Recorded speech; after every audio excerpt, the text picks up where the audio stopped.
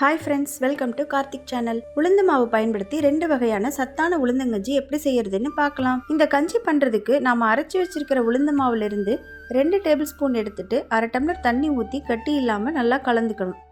அது கூட 1 டம்ளர் பால் சேர்த்து அடுப்பை மீடியம் ஃப்ளேமில் வச்சு காய்ச்சிக்கலாம். கருப்பு உளுந்தில் எலும்புகளுக்கு வலுவூட்டுற potassium, phosphorus, calcium, vitamins, amino acid எல்லாமே அதிக அளவில் இருக்குது.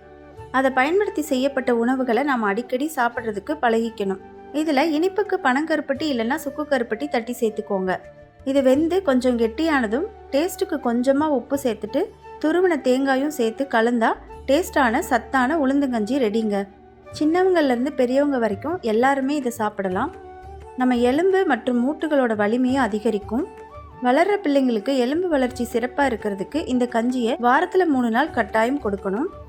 இந்த கஞ்சி பெரியவங்க சாப்பிட்றதுக்கு 2 டேபிள் ஸ்பூன் உளுந்த மாவு, 1 டேபிள் ஸ்பூன் சிகப்பரிசி மாவு சேர்த்துக்கலாம். உங்ககிட்ட சிகப்பரிசி மாவு இல்லைன்னா பச்சரிசி மாவு 1 டேபிள் ஸ்பூன் சேர்த்துக்கோங்க. 1/4 டீஸ்பூன் சுக்கு பொடி, கொஞ்சம் சீரகம் எல்லாத்தையும் சேர்த்து முதல்ல 1 டம்ளர் தண்ணி ஊற்றி கட்டி இல்லாமல் கலக்கிக்கலாம்.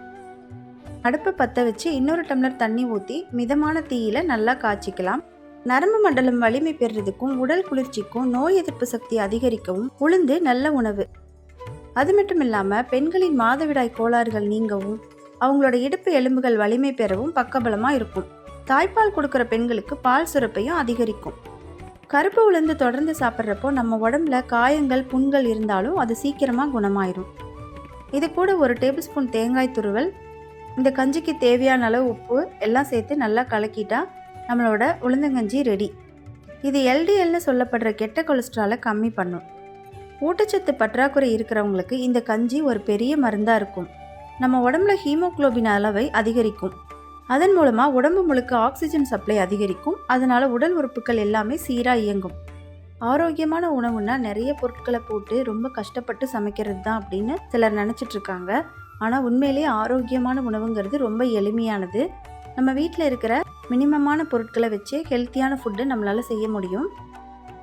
எனக்கு இதில் சின்ன வெங்காயம் பொடியாக கட் பண்ணி சேர்த்து சாப்பிட பிடிக்கும். அதனால் நான் இந்த வெங்காயம் சேர்த்துக்கிறேன். கருப்பு உளுந்து தொடர்ந்து சாப்பிடலாம். நம்ம ஆரோக்கியத்தை மேம்படுத்திக்கலாம். தேங்க்ஸ் ஃபார் வாட்சிங்.